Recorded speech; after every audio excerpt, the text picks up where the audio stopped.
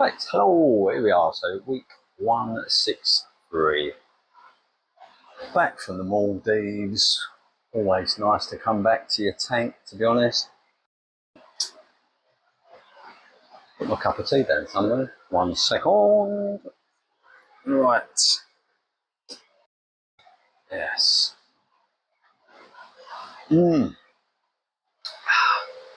So,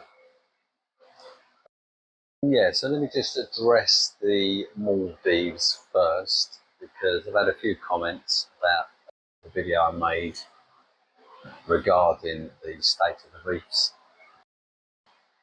I try not to be negative.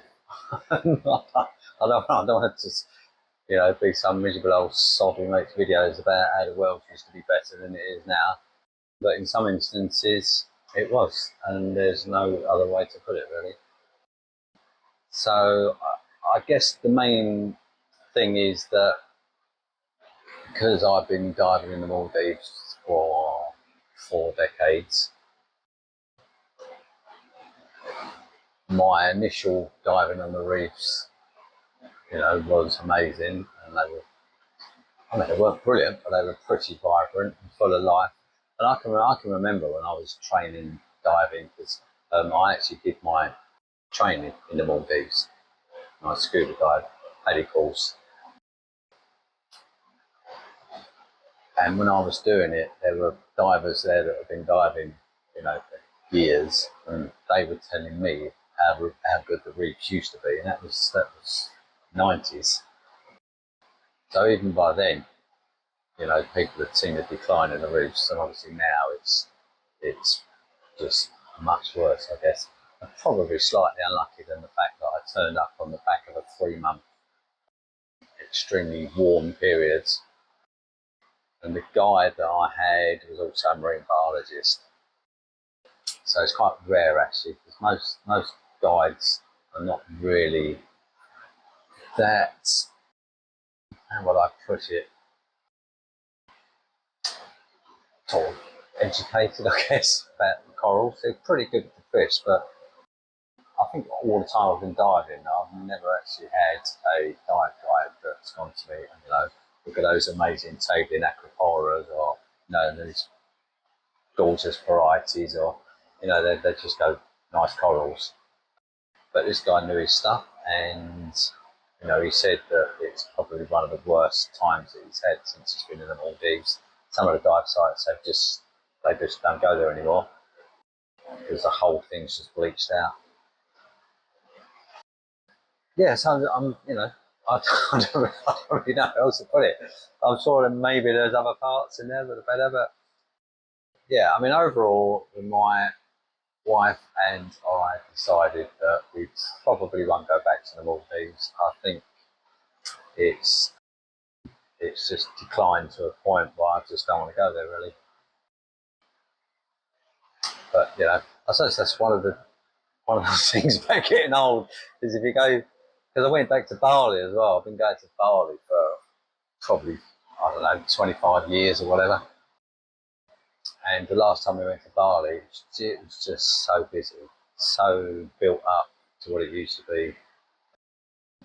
And that's just, that's just the wealth of the human population. There's just a lot of people on this planet, isn't it? Yeah, so anyway, so I just thought I would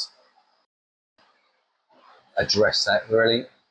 So I guess the point I'm trying to make is that, I'm sure there are people that go there and still think it's amazing, but those are probably people that are decades younger than I am.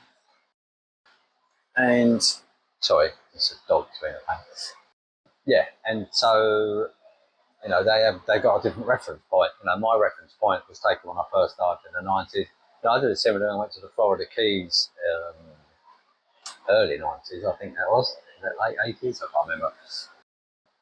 And they were great, not a life there. And I look at the videos of it now. I haven't been back for ages, but it looks like it's been absolutely decimated.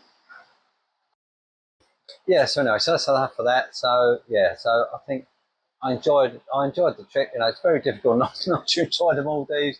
I was out there with my daughter and son-in-law and the grandkids, and that part of it was beautiful.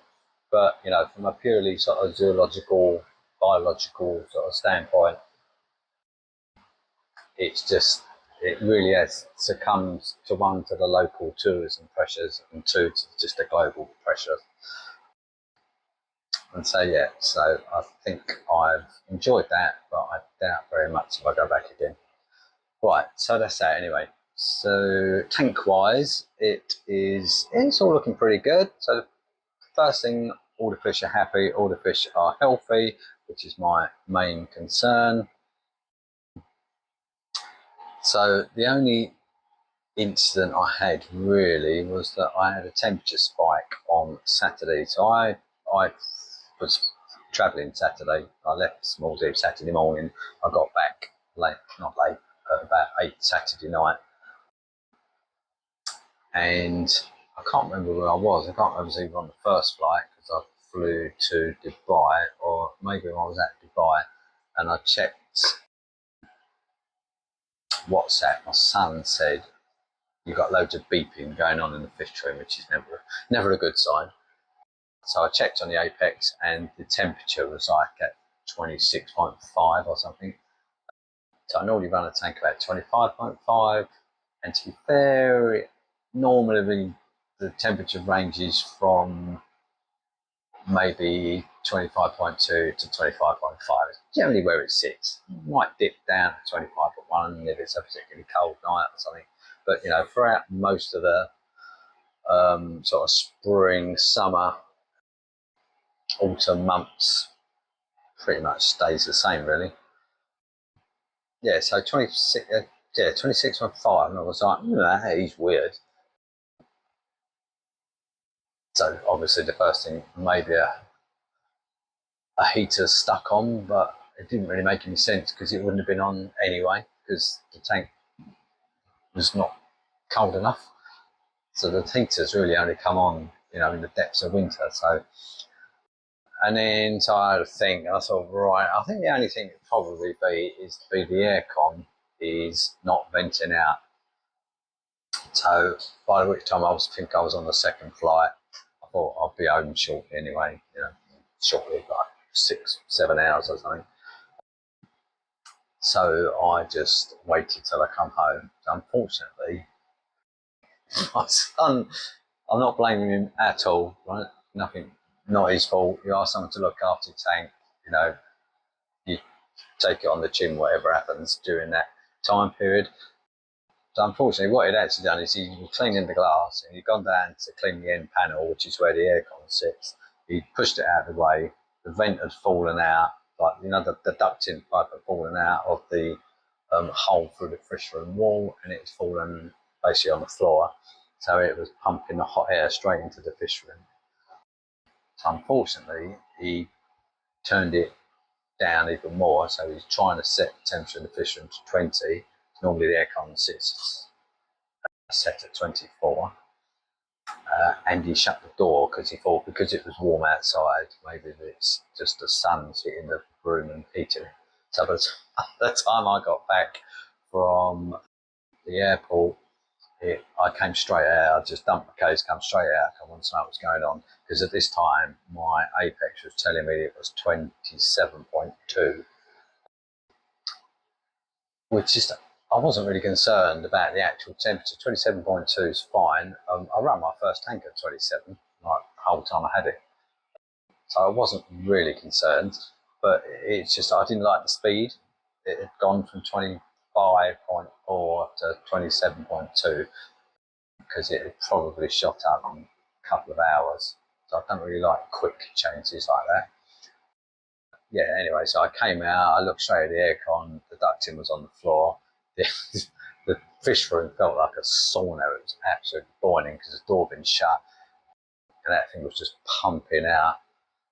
So yeah, so I just put the ducting back out to vent out, opened the door, and it gradually came down overnight. But I have got some little bits of stripping on some of the corals.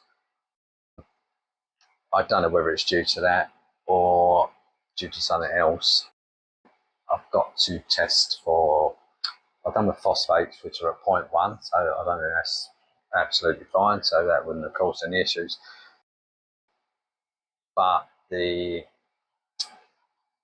can't think what the coral is. It's a toaster. It's got some little bits along the edge where it's stripped off, and I don't know what that coral is either, but there's one in there which has got probably 3 of the like big corallites just bleached white.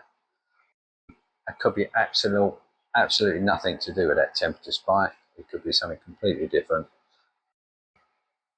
But they were fine when I left, so I don't know. So that coral there, I'll just see how that goes over the next couple of days. If that stripping starts to spread, because it is like to the edge, if it starts to spread, I will probably just cleave a third of that coral off, and if I can get some frags out where the tissue's all complete, I might spread some little bits of frags around the tank. Otherwise, I'll just leave the other part in there, see how it gets on really. Yeah, so that's that really. I mean, other than that, the auto water change worked really well, so it probably did 300 litres over the time I was away. Yeah, that was it really. I mean, it's pretty much what you want. I've got some stripping on that as well. They look, those branches at the bottom look like they're newly stripped. So, yeah, so there could be something going on, but I don't know. So, yeah, so it's one of those things you just got to wait and see what happens over the next week or two, really. See whether things go south or not. Most of the corals look fine, to be honest. All the gonnies seem really happy. The clams looking good. I did notice actually that my little Maxima clam, which I put in that rock, it was always on its side. And I used to put it up, because when you buy it, it comes in one of those little, I don't know what they're made of, they're like little ceramic, almost like a dish. It's just kind of scalloped out and the clam sits in it. And you get that when you buy it. So when I had it, I took that off of there because it hadn't attached, and I dropped the thing in hydrogen peroxide, and then I scrubbed the clams like I always do, and then I put it back on the disc and put it in the tank. But it constantly went on the side rather than stood up, and so I kept putting it up, and it just kept laying back down again. In the end, I went, "It's obviously where you want to be. I'll just leave you alone, let you get on with it." And since I've been away, he's put himself up, so he's now sitting up on it. So whether he stay like that, I don't know, but he looks a lot better, because I'd imagine he just get more light because his mantle's at 90 degrees to the light. Yeah, other than that, I can't think of anything else which has happened which is even remotely exciting. The steaks seem to be growing really nicely. That Monty's, not Monty, what is that, Millie even? Yeah, it's growing well. So yeah, other than these bits of stripping that I've got on, I don't know what it is, that coral, I've said it 1,000 times. I thought it was a barley slimer, but I don't think it is. Yeah, and that Setosa's got a little bit. Everything else seems fine, so I'll just have to wait and see. I've had a bit of coral warfare. Oh, the frag pulled off as well. I came in and there's a big frag there of, I don't know what it is, but it was upside down under a rock. I don't know how long it had been there. It don't look too bad. It's got a little bit of sort of dead tissue right on the top, but hopefully that'll just grow back. Yeah, so, pretty much as good as you're going to get, really, from being away from the tank for, I don't know how long it was, 10 days, 11 days or something.